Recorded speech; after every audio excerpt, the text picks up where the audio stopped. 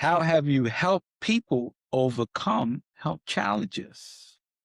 by meeting them where they are. Meeting them right where they are. Yes. And what does it mean to lead in the area of health and wellness?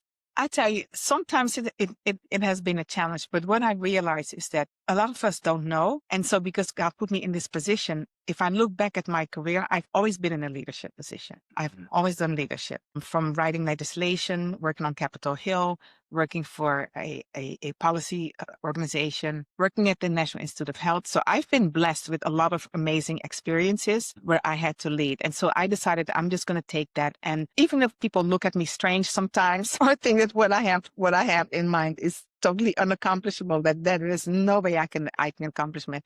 I just keep leading them, and I try to lead by example.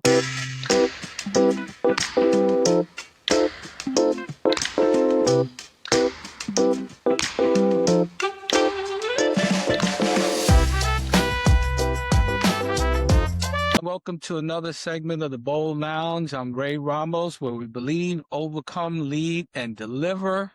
I'm so pleased to welcome back Dr. Ludmilla, who is our health and wellness coach. She does a lot of things with helping people make the transitions to healthy and alternative lifestyles. And so I'm so happy for you to be back. Thank you. Thank you for having me. Yeah. So let's jump right into it, right? So let's talk about behavior change when people are transitioning into health and wellness. You deal with the 55 plus community, Right. but you also have, young people. So, want to delve into both sides of it. Right. So, yeah, let's go right in. Let's talk about behavior change. Yeah. So behavior change is really an interesting topic. And when people talk about behavior change, they think, well, it needs to be something that, I need to change how I treat somebody, or I need to change how I do certain things or execute certain things. But behavior change also has to do with how we treat ourselves. Right. And that's true. We're our Right. best advocate. We're our best advocate, but we're also the person who has the most control over how we function. And I think that sometimes, because of where we are in this day, where we rely so much on medicines and we have so many one pill solutions, we don't think about behavior change. We just think that there's a pill for everything. Yeah. Right. And because there's a pill for everything, a lot of people don't think that they need to change something because the pill will do it all for them. Yeah, the one-stop shop. One-stop shop. And I will say very carefully, but also very confidently, that's where we're wrong. So you would say that's one of the barriers that people face when they're trying to make this change. Yes. Is that there's a one-stop solution, that there's one pill that they can take to kind of just miraculously make everything change. Yes. And I will say that the people that I see, the people that I come across, people who contact me, are people who are on medication, or they just want to feel better, or they have a loved one who they believe needs to do better, or else they might end up in the hospital. Right. Or they have a child who they don't understand what's going on with the child, but something is not right, and the doctor can't seem to pinpoint it. So I believe that most people want to do better. They want to feel better. People don't like feeling sick. Nobody likes to feel sick. But how you accomplish that is another question. The minute I start talking about, well, we're going to start looking at your food. We're going to start looking at what you put into your body, how you treat yourself, and see if we can make some changes there, some adjustments, so that you can feel better. Right. Right? Then it's like, oh.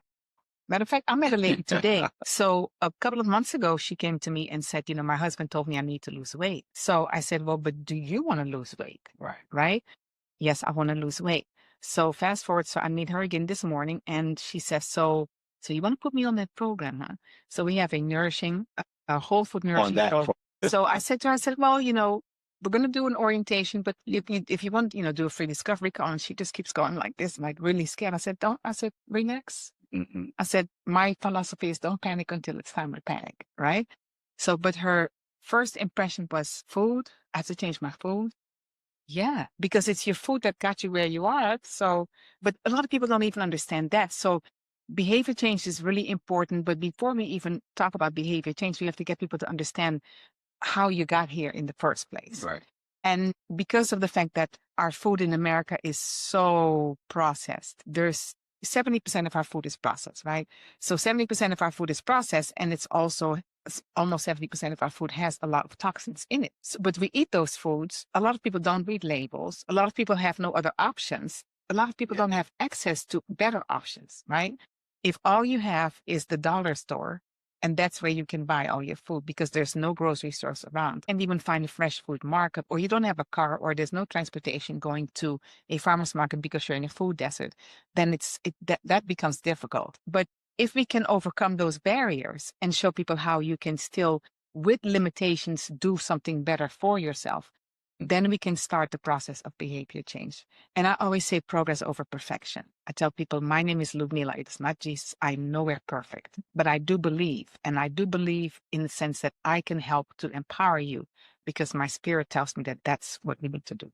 And I think when you talk about behavior change, that's what you were saying. You say that particular person came to you because their husband said. Yes. And so part of this thing, this journey, you have to want it for yourself. Yes. Right? I'm not perfect, but when I started to make my health transitions, I had to understand that I wanted it for myself. Right. And it had nothing to do with my wife or anybody else.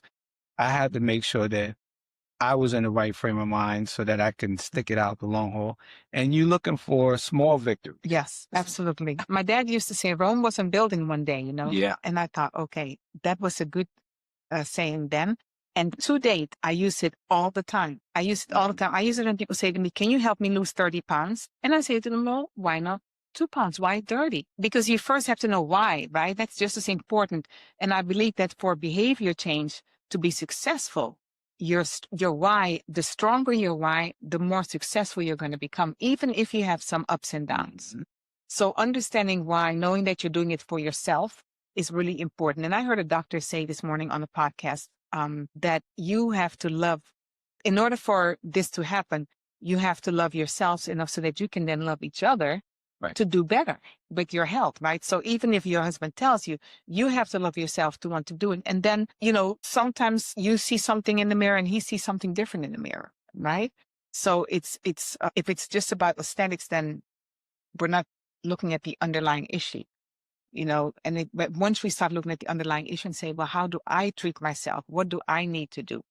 Then it becomes something that I'm responsible for and that I really want to do, not something that somebody tells me to do.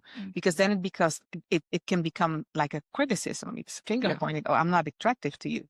Right. And then it's something totally That's different. A whole other issue. That's emotional, right? But if we understand that there's a reason, there are consequences for being overweight, and those consequences can be long lasting and sometimes terminal, then that puts it in a different frame of mind, right? It's like, okay, I need to do something, but how do I do it? And I think that the behavior change, that's where we are. And when you say that comes to my next question: community and support. Yeah.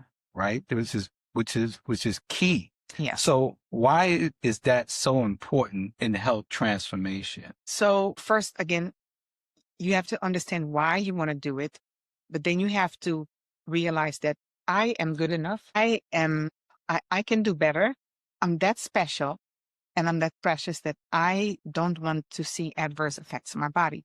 So loving myself is the first thing, but then also having others around you who love you enough to maybe not do what you're doing, but love you for what you're doing instead of criticizing or ridiculing what you're doing. And I find it with a lot of people that say, you know, okay, I want to do what you're telling me to do, and I would like to stick with it, because some people do it, but then they don't stick with it because during the holidays, they have the pressure of family that, you know, then starts laughing at them. But we've had it ourselves. I've had people say to me, so what do you eat? You know, carrots and cucumbers?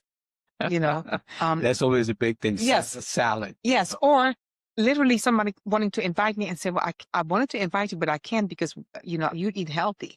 Well, what do you eat? And you know, when people start listening to themselves, you know, they might have to ask themselves, "Oh, if I don't eat healthy, do I deserve that? Do I deserve to not eat healthy?" You know, so the pressure is there during the holidays, but the pressure is also there if you just want to go out with your friends. If you want to go somewhere and say, "Well, you know, I'm going to have the foods that are good for me," don't judge me for it. I don't judge you for the foods that you're eating, Right. but don't judge me. So that support is necessary from friends and family.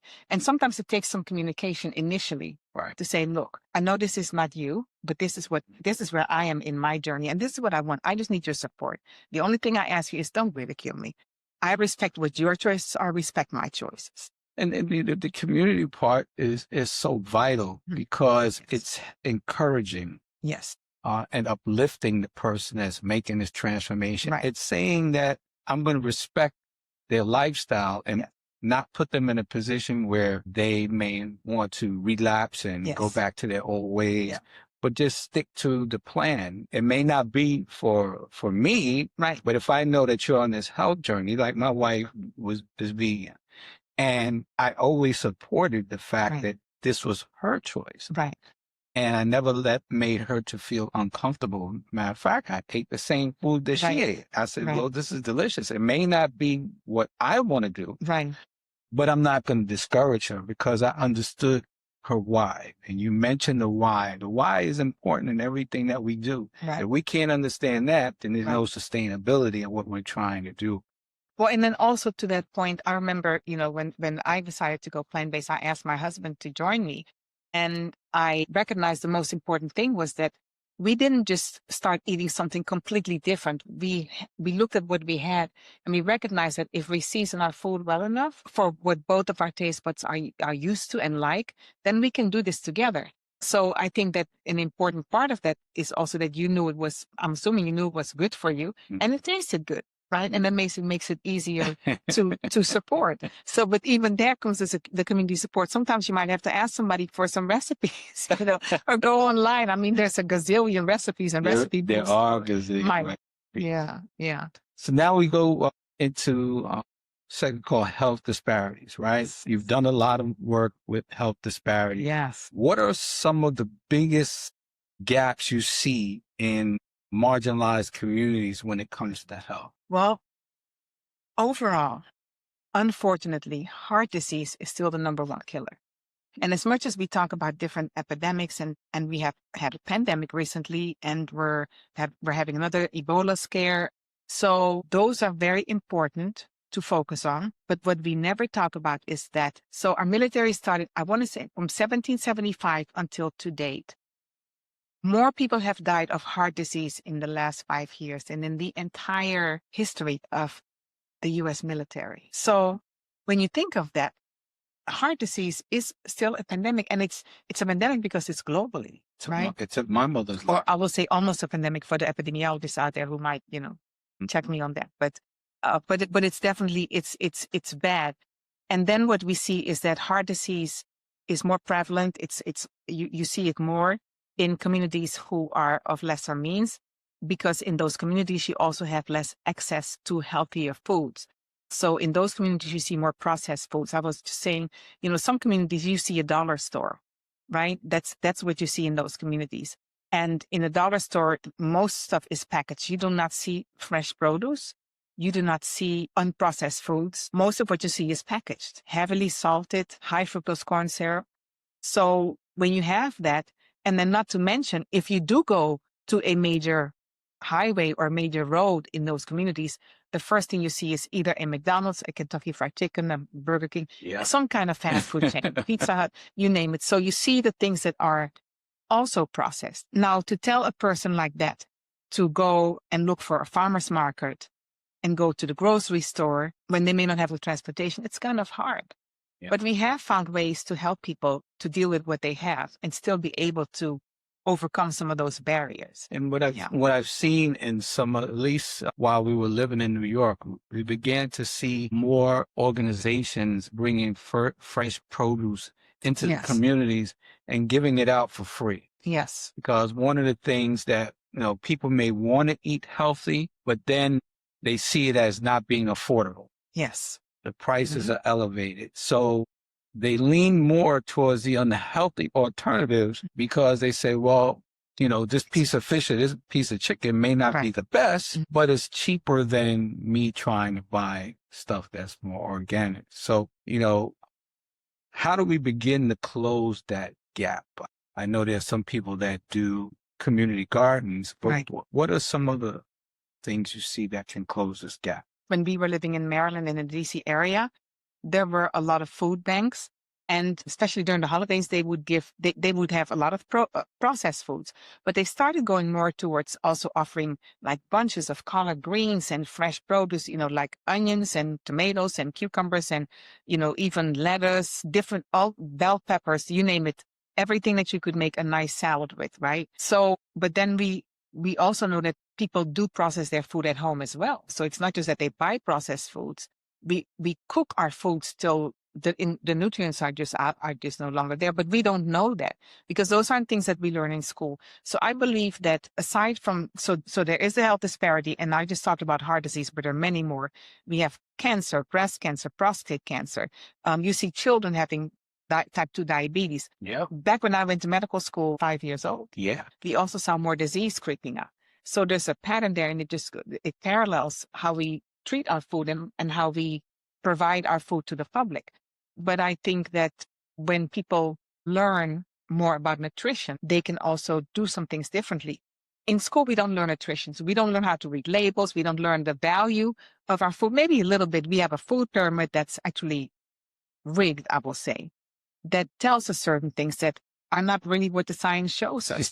She's tapping into my conspiracy theory. I knew, matter of fact, I knew food pyramid. I just did something about that, myself. I talked about it online on my YouTube. So the food pyramid tells us that we need to eat more meat when we know that dairy and meat scientifically shows to be more for risk for heart disease. Yeah. So, but those are the things that they're telling us to fill our plates with. And one of the simplest things that we can say is that if your plate is not balanced, you're not getting your proper nourishment. So if your plate is dominated with animal products, those are not nourishing. Yeah. It's just what it is. The science has proven it. But if we start looking again at community support, what we also want to look at is how do we teach people? It's one thing to do community gardens and to help people to show people how to grow their own food. But then what do they do with that food? So you show them how to grow collard greens, and then they still cook the collard greens with pig's feet. Yeah. Right? Fat back.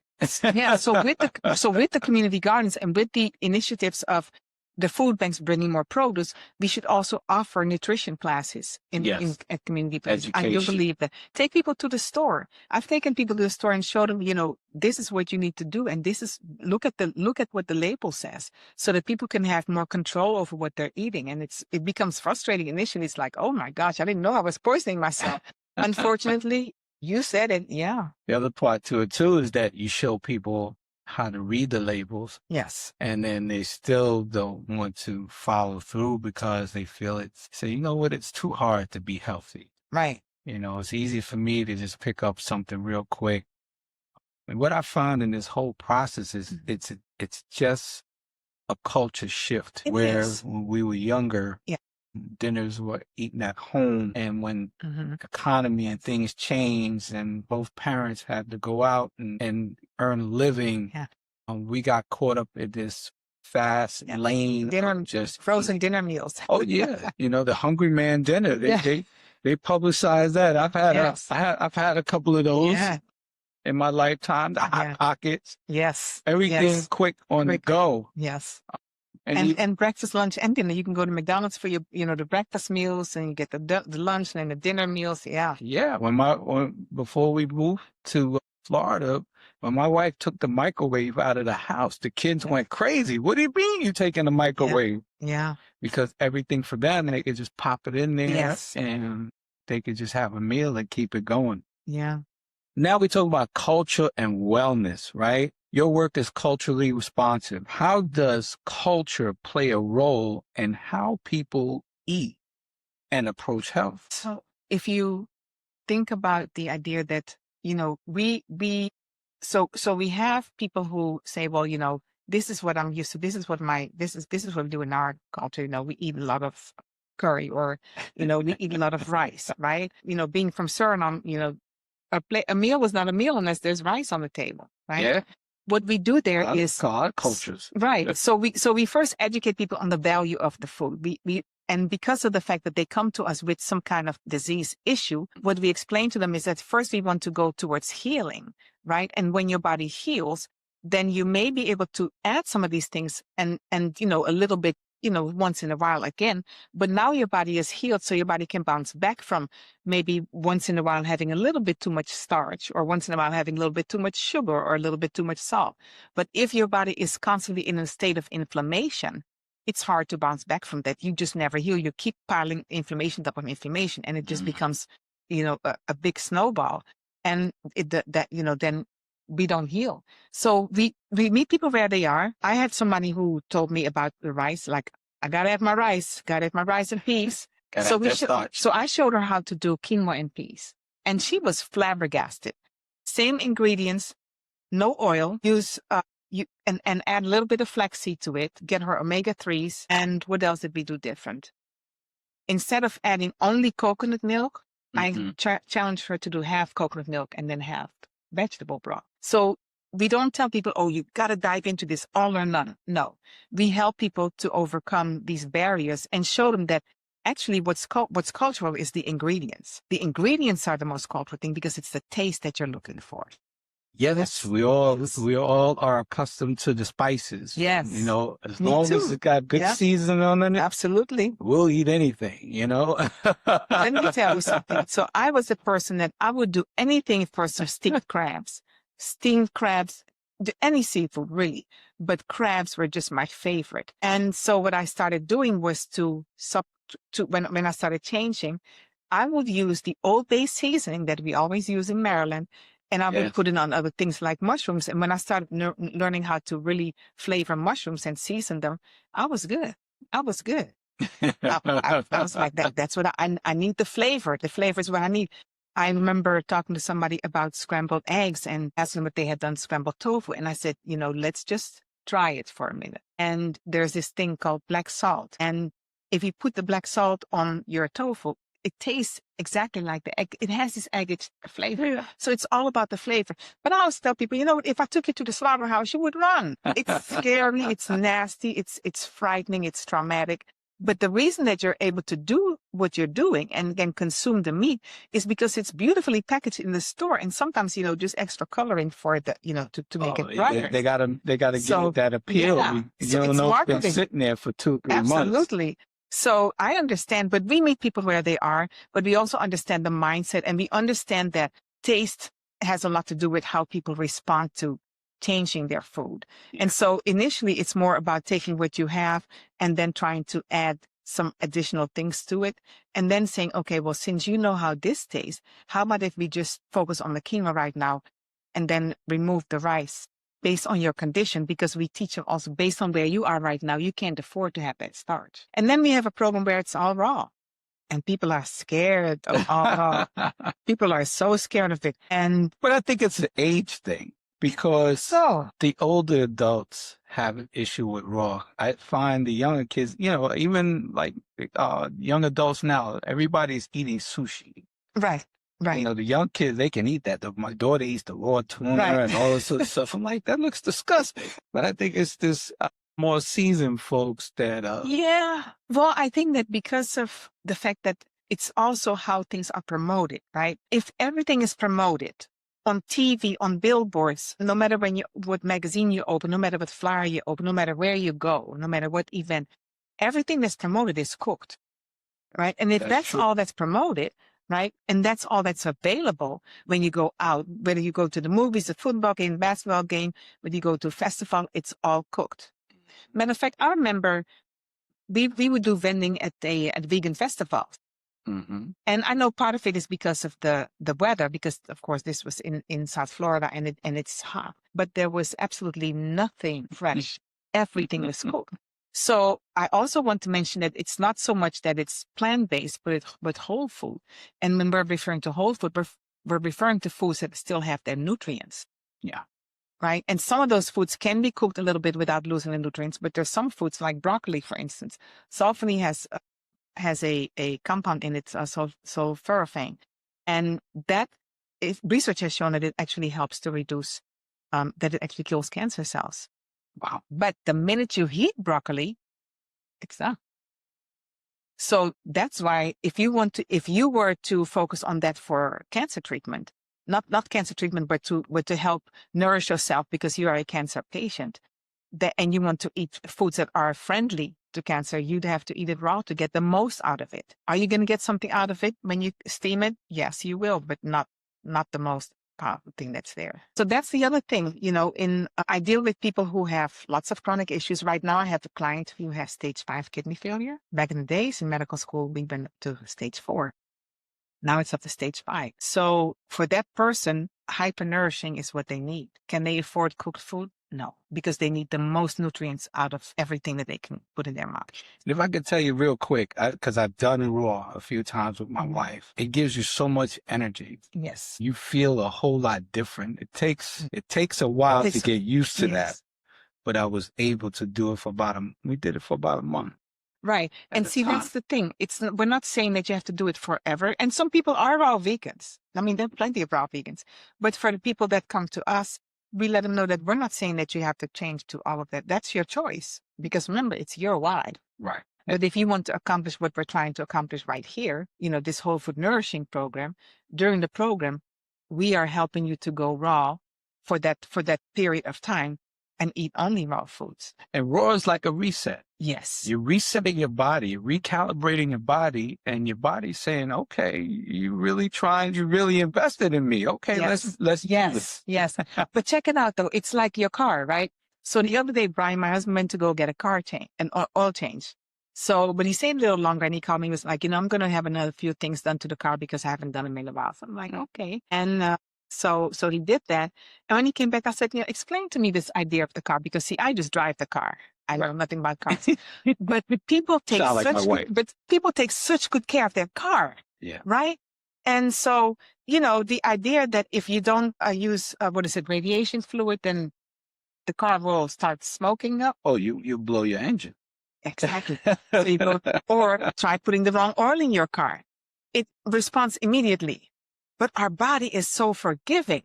So we just keep putting stuff in our body. And because it's a slow process in a lot of cases, where we think we may start feeling tired, but we don't contribute that to what we're eating. We're just tired. And then all of a sudden we feel sluggish, then we can't sleep, then we end up not feeling good for a few days, but we keep going. Meanwhile, we don't change anything, right? And I always say, well, you don't know what you don't know. So we just keep doing the same thing over and over again and then expecting a different result. And our body, unfortunately, sometimes when our body does tell us things, we can still make changes. But then when it gets to a point where it's chronic, now we have to seek medical care, or we seek medical care. And even then it may become chronic, because the medical care is there to treat you. It's not to look at the underlying issues. You don't learn nutrition. Maybe the doctors people who go to medical school get maybe about 3 hours of nutrition. Maybe there's some schools right now that are doing a little bit better, but for the most part, it's about 3 hours, 3 to 5 hours of nutrition education. So they go to treat. That's what they learn, right? So then you treat, but if you look at the side effects of those medications, they just pile up on top of each other. So you get medication after medication. Meanwhile, you're not asked to change anything. You're just asked to take these pills. Mm-hmm. So in your mind, it's like, okay, I just need to take this pill and the pill will fix it. I can keep doing what I need to do, and it doesn't work that way. Yeah. And we don't pay attention to that. Yeah. We look at things and say, well, healthy eating is going to be costly, but guess what? If you go to the doctor, it's going to be even more money, because now you're paying for the fact that what you're going there for, you're broken. Yes. It's like a car. Yes. Like she said, if you don't do the maintenance, eventually the engine seizes if you don't put the right oil into the system. Right. And now you have to get a new engine. Right. So if you just took the time to say, okay, I'm 100,000 miles in, I'm going to buy the high synthetic oil so that my car can continue to run nice. Right. Right. Eventually your car, if you don't do that, it will break down because you're trying to take the cheap route. Right. So, in all essence, really put the investment in yourself if you're going to do that.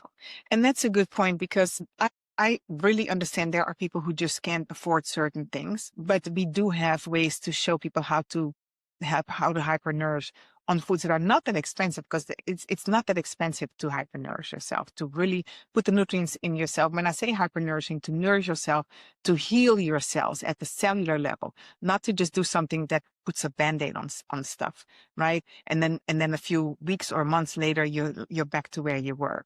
So it's not that expensive. It can be done. on a low budget, but there are people who can do things without even thinking about the budget. But they will look at this, oh my gosh, I have to do all of that. That's expensive. But when they say expensive, it's not just expensive in terms of what they think it's going to cost, but also in time. It's going to cost them time. But they'll be happy to sit at the car dealer and wait for that oil change and sit there, while the car is going through the car wash and all that stuff. It's amazing because they value the car more than they value themselves. Yes. We have to get out of the mindset that we have this expiration date. Yeah. Oh my gosh. Yeah. We could push back that expiration date. We got to get it out of that mindset to say, look, I don't care because I'm going to die anyway. No, but you don't have to die today or tomorrow. Right. You can prolong your longevity. Right. If you just take the time to take baby steps. And that's all I say. What are two or three practical steps that people can use? So I think number one, maybe just sit back and say, is there something that I would like to change to feel better? And what is that something? And if the answer is yes, then ask yourself, what am I willing to give up? Because you have to think about that. You can't want to live better without medications and try to make changes without the medication and not make a sacrifice. Everything takes a sacrifice, right? And making change is not easy, but you can get there. So I tell people, think about where you are today. You're here. You are still here. That means you still have purpose. Your life is worthy. So you deserve all of this, and you deserve to feel better. You deserve a vibrant lifestyle. So ask yourself what it is that you'd like to change, and ask yourself what sacrifice you're willing to make. And if you're ready to do it, call me up. And we're talking about longevity and quality of life. What does quality of life really mean to you? To me, quality of life means to feel good inside and first of all, physically, mentally, just feel inside and out, really feel good. And also be happy. Be happy with myself, be happy with my life, be happy with my husband, my daughter. Just that's a good quality of life. And to feel that way, talking about that, people say, well, what does that have to do with food? Let me tell you something. Food has everything to do with how you feel. Yeah. It has everything to do with your mood. I have a client right now who has been drinking our hibiscus tea blend for 7 months. Her husband brings her to us religiously because he said that what really brought him over was the fact that her boss said, your mood has changed. Your attitude is better. She had all kinds of inflammation. She was swelling up. She had some kidney issues, but she was surprised herself how better she felt mentally. And it wasn't just the tea, but also we made some dietary changes that were pretty drastic. But when she felt better, her kids were happier, her husband is happier. She was like, I'm in. I'm all in. And when she runs out, it's like, we're back. We need to stay on this. But I've had people tell me over and over again, I feel like getting up. I don't feel so miserable. I'm not so depressed. My depression is gone. Because who wants to feel sick? And when you go to the doctor and, let me say this, medicine has its place. There is nothing wrong with medicine, but medicine should be there temporarily.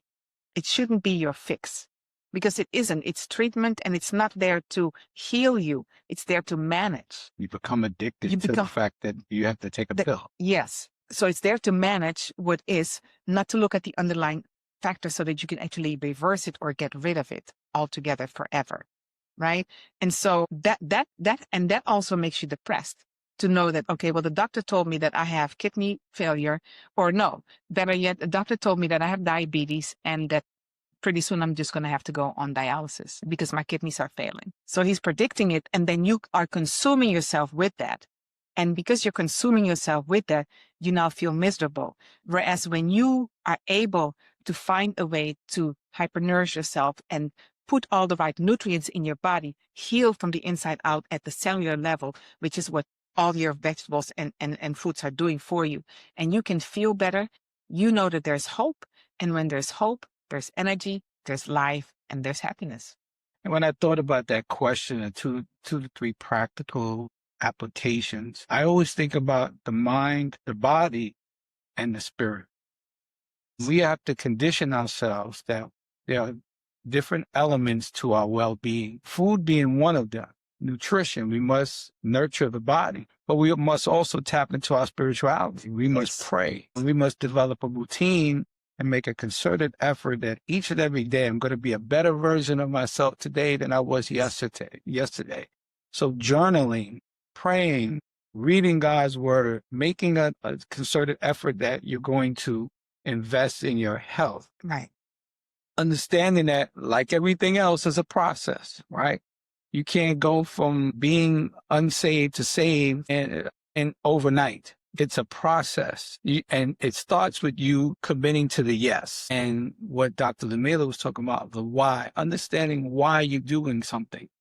I don't want to be doing something because someone else told me I need to be doing it, or because the doctor says now you're so sick that you need to be doing this stuff, or my significant other is saying, well, I don't like the way you look. You have to do it for yourself. You have to say, I want to get better because my why is that I want to live more. I want to spend time with my children and my grandchildren. I want to live a long life. I don't want to shorten it by making poor decisions or not understanding that I can reverse these things that are affecting my body if I only make it an effort that I'm going to do that. And I want to say something. You know, I have seen couples where the spouse passed away, but they were in the ICU and watched the other spouse just completely falling apart. Yeah, I've seen it. Just completely falling apart. Children completely devastated, losing their parents, not that old, but because of something that was preventable. Watching people who didn't know they had something and then suddenly be gone. Yeah. Or people who suddenly got a diagnosis and were told they had to spend time in the hospital and didn't want to let anybody know. I remember my mother-in-law when she was very ill and she didn't want the family to see her that way. Yeah. And when you think of those things, it's not just about knowing that one day we're all going to go, but who wants to do that? Right? That isn't, we don't need that experience. We deserve better. My mom was 52 years old when she died of a massive heart attack at work. And we never knew how bad her heart condition was until she passed, because she was in denial with a lot of the stuff that was going on with her. And she didn't, I don't want to say she didn't love herself enough, right? But she didn't invest enough in herself to we weren't in the right positions to be around those doctors that would say, look, you need to make this, that, and the other changes. Everything was about medication. My cousin, I lost him a couple of years ago to diabetes. He was only 61 years old, but he was convinced that he had the same diabetic condition as our grandfather, who died at 62 from diabetes, and that it wasn't irreversible. So he didn't do anything to try to help himself. Yeah. And the people that are left behind, his wife, his grown sons, a family, we're left with the loss, with the pain of saying, wow, what could we have done to help him get better or help her get better? So these are the things that you guys have to think about. So as we get to the end of our interview, talk about family and legacy, and you've built a legacy for your family. So the question is, how important is family when it comes to health and lifestyle change? Oh, it's very important. It's very important. I lost my dad. He was 77, which to me was still very young. Yes. But the last 7 months of his life, I had the honor of taking care of him and giving him his last meal, because the doctors were convinced he wasn't going to eat, but he ate the meal that I cooked for him. And what I recognized was that, that was, at that time, I was completely devastated. I cried for a whole year before I just kept praying to God, but I kept crying. And then God said, you have to do something in his honor so that you will feel better, and he will feel better as well. And he will be proud of you. And just know that you've done everything that you need to do. But I believe that doing things as a family is so important, because when you realize that somebody has an issue and you're able to understand that we may like what we did before, but if we all want to be together and enjoy each other in a healthy way, not in the ICU, in a healthy way, all right? And I say that because there are families who don't see each other on a daily basis. But after years of not seeing each other, the last time we see each other is in the ICU or at the funeral, right? So if we want to enjoy ourselves, let's invest together. Never. Right? Let it not just be on one person. Don't let the investment be on that one person at the table who always has to feel like an outsider, because there's all this peer pressure. But let's love each other enough to want to make those changes. And let's not think of change as something terrible. There's nothing bad about making yourself feel better. There's nothing bad about eating better. If people can say to you, oh, I know you're eating that healthy food, you know there's something wrong. Because shouldn't we all eat healthy food, right? Not to mention the fact that some of the things that we're eating, there is no way that we can mass produce all of that in a healthy way, in a natural way. So we're eating a lot of fake foods. So let's try to help each other understand that where we are today in 2026, we have too many people dying unnecessarily of all kinds of chronic disease. Yeah. And understanding that one disease doesn't separate the others. Everything works together. And everything starts, every disease, except for those that are genetic, begins with what you put in your mouth. So if we can start there and do it together, we can have fun with it. I have seen people just completely transform when they realized the options they had with going plant-based. And I remember when we were going plant-based, I was like, oh my gosh, I'm in heaven. I'm just cooking up a storm. Then I realized I was just trying everything because I was so excited because I didn't realize how much I could do with plants. And then I began to study plant-based nutrition, and I realized that there's so much education that needs to be done. So I said, well, I lost my dad. I miss my dad tremendously. But what gives me joy is that I can help other people. Yes. Right? I didn't know as much at that time, but I know so much more now. And so it would be such a waste for God to give me all this information and not to share it with other people, because we don't all know, but we deserve to know. Amen. So, here at the Bowl Lounge, we believe, overcome, lead, and deliver. So these last questions I'm going to ask you has to do with our acronym.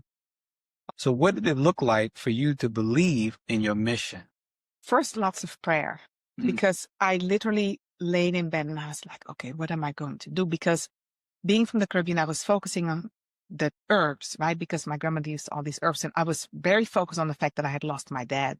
So just being still and listening to God and saying, okay, I can do this. I can do this. And what he wants me to do is to help others. Mm-hmm. So once I recognized that, I said, okay, I believe that that's my mission. And I just went for it.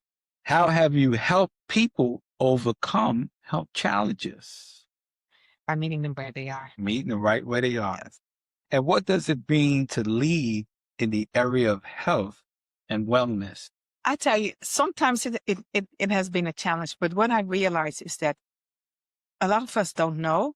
And so because God put me in this position, if I look back at my career, I've always been in a leadership position. I've always done leadership, from writing legislation, working on Capitol Hill, working for a policy organization, working at the National Institute of Health. So I've been blessed with a lot of amazing experiences where I had to lead. And so I decided I'm just going to take that. And even if people look at me strange sometimes, I think that what I have in mind is totally unaccomplishable, that there is no way I can accomplish it. I just keep leading them. And I try to lead by example. I also let people know that nobody's perfect, right?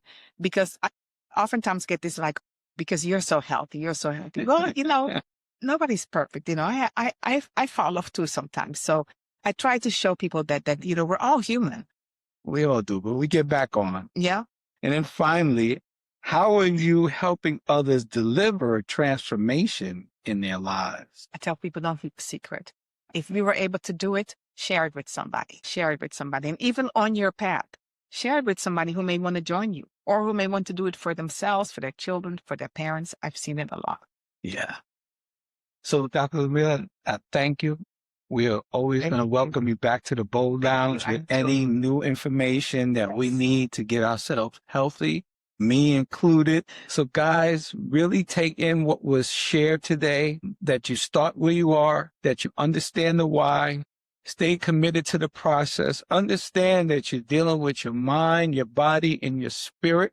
And when you keep that in alignment, it will empower you, will encourage you to keep moving forward. Why? Because we here at the Bowl Lounge believe in you. We believe in the fact that you can overcome and you can lead and you can deliver if you take care of yourself first, listen to God, and follow your purpose that you've been placed here on this earth for. So God bless everybody and see you at the next segment. Thank you. Awesome. Yay.